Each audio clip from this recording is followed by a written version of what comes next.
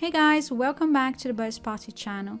Today I'm going to share with you some really easy DIY and craft projects to help you decorate your home or your tablescape for Easter. Hopefully you'll find some inspiration to help you create a really pretty but neutral environment with some faith-filled elements to celebrate with your loved ones this Easter.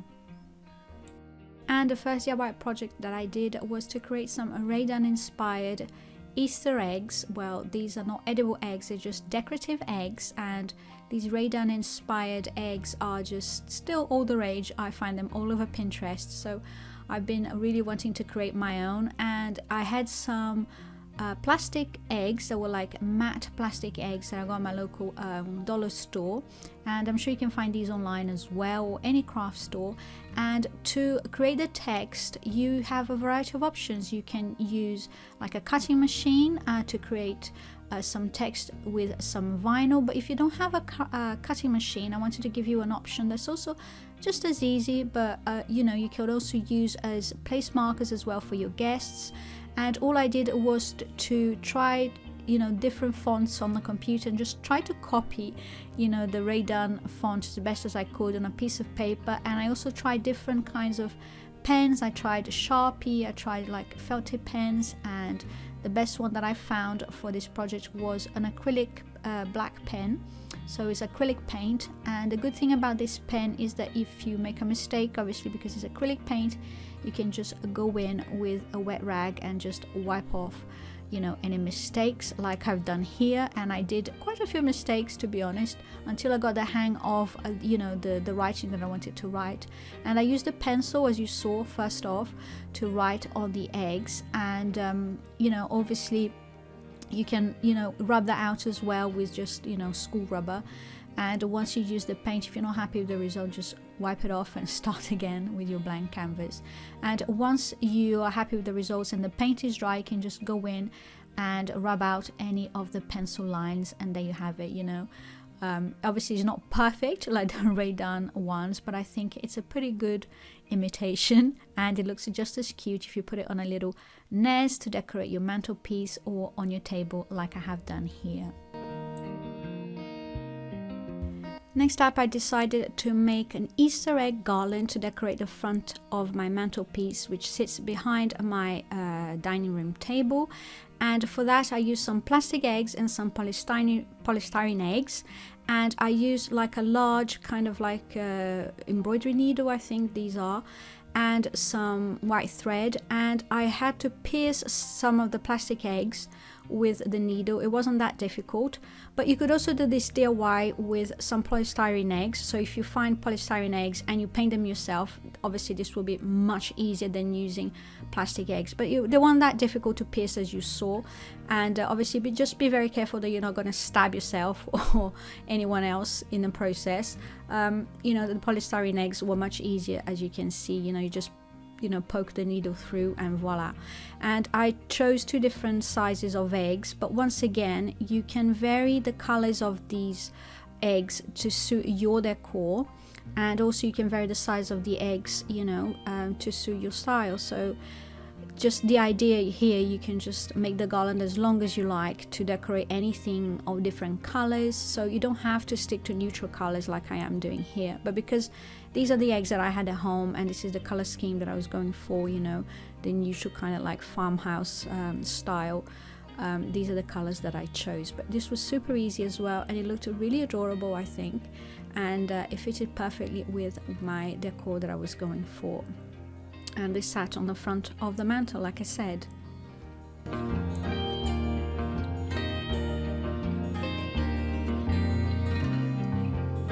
Now the next DIY I made were these wood bead crosses, and these crosses are probably my favorite project of this video. They were so cool to make. I kind of winged them, and they just turned out really great first time around, and I was so impressed that I decided to make loads of them and decorate the table. But first off, I wanted to make like a beaded garland with a cross, so that I could just change the pendant like like a hanging cross, and then for each season I can just change the embellishment. So if it's Christmas, I can use like a Santa or a star or something else on my beaded garland. garland just to change it for the theme. Because it's Easter, I wanted to use a cross.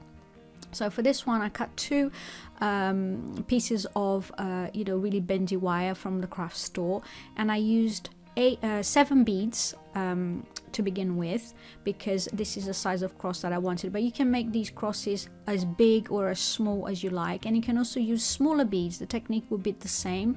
Obviously, just make sure that the wire that you're using is going to fit through the holes of the beads that you are using. And once again, you can use any color beads, obviously. I'm just using a pair of pliers here to just bend the end, and you have like a little row of 7 beads. And then you're going to get the other piece of wire, and you're going to slot it in between 4 beads I left on the bottom and 3 at the top, because I didn't want the cross to be symmetrical. I just wanted it to have like a longer part on the bottom of the cross. That's why I did 4 beads on the bottom and 3 beads at the top. And then on each of the arms, the perpendicular arms, you're going to add 3 beads that I'm doing here. Then you're going to cut off the excess, and then you're just going to twist the ends to secure the beads in place with a pair of pliers once again. And when you cut off the excess, don't cut too much off, because then you're not able to twist the wire very well, and it's quite difficult if you cut it too short. So you need a little bit of wire hanging out or poking out at the end, so you can twist it and make the little loops. I don't know if you can understand what I'm saying, but it will make sense when you start doing it. And through the loops at the top, you will be able to hang a piece of string, so you can hang your cross and use it on a beaded garland, like I said, or to use it to decorate anything else you like. So these crosses are really versatile. You can just use them to decorate anything you like. So because I liked making them so much, I use them to decorate kind of like my mantelpiece, for the beaded garland that I made, to decorate like a cage, just as an ornamental object. And then I also decided to spread them throughout my table. And you could leave the crosses like they are, but they're a bit wobbly in the center, the wire. So I just took some jute twine and I kind of wrapped in the center, as you can see here. Very simply, just did a knot and just wrapped around to make sure that I hid the piece of wire that was there, and I made the cross a little bit more sturdy and more secure. So there's 2 purposes for this, So first one is to make it more sturdy, and the second one to hide the wire that it's in the middle of the cross. So but this is optional. You could leave it as it was, but then you would have a cross that's a little bit wobbly. So I didn't want that. I wanted something that was a little bit more sturdy. So there you have it. It's really easy and really quick as well. So an idea that I had, it was to create like a cross making craft station for guests, for adults and kids to craft during Easter. So this could be a nice fun craft project to make as a family. Obviously you can't have young kids because you have beads and you have hot glue and you have pliers and things, sharp objects and everything. But for older kids for sure, and for adults as well, or like if you have a church group or something like that, that's I think this will be a really cool craft to make as a group. And you could make loads of these crosses to give them out for your guests, or each person can make their own, or you can even use colored beads, if you have kids, for like Sunday school or whatever, something like that. I think it would be fun to make in a group, because they're not easy, they're not hard at all, as you can see, and not very expensive as well. So, and once I finished wrapping it around and I was happy with the way that it looked, and it didn't look too bulky, I just took some hot glue and glued the end of the jute twine to the back, and that was it. And to attach it to my beaded garland, just added a little bit of string to the top loop, and voila, that was it for the beaded garland.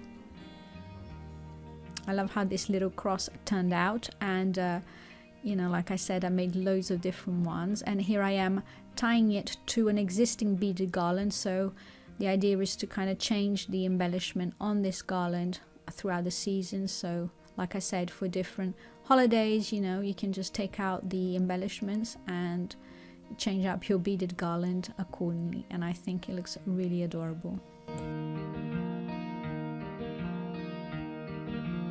I also decided to use these crosses to make them kind of like into napkin rings / party favors. So I combined them with some printable gift tags, which I'll leave the link down in the description box for you. They're available on my site. And for the napkin rings, I just took a simple brown napkin and added a piece of the same jute twine to tie around the napkin, and just inserted the ends of the twine on the top of the crosses. And the idea here is that your guests can take these home as souvenirs from the day, and with the gift tags. So the tags say Happy Easter, and I printed these off onto brown craft paper, and I designed them so that you can choose to print them off onto white cardstock or craft cardstock, which I did here. So you have some of them that say He is risen, to match with the table decor and the decor that I used for this Easter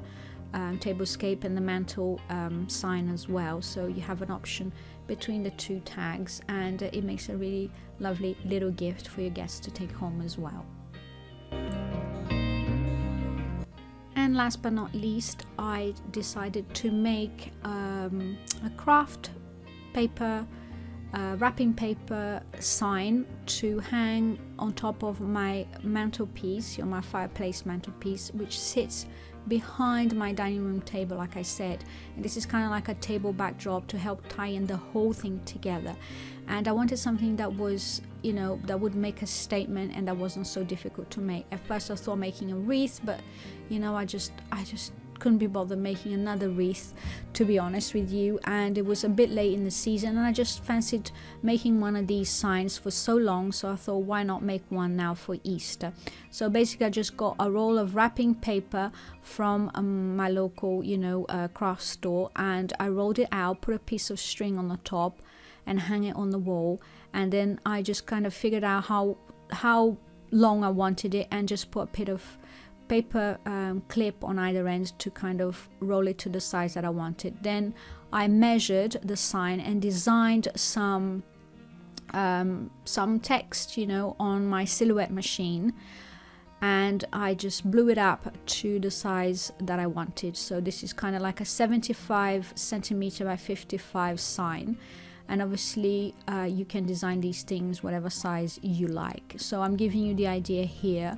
But you can also use a Sharpie, you can use tracing paper, and I'll leave the link down in the description box, and also in my blog post where I'm sharing more details about this technique, where you can find an idea where you can transfer text and designs to craft paper to create a large sign like this if you don't have a cutting machine. So basically, if you don't have a cutting machine, you can use you can handwrite the stuff, you can print it off on the computer, and you can use carbon paper or tracing paper to trace it onto the paper. But the idea is basically the same. So you're going to trace it around, but you're going to measure where you want everything, so make sure that you do measure properly, because if you don't, you're going to end up ruining the sign, and you have to start all over again, which is going to be a bit of a nightmare. So I started off with my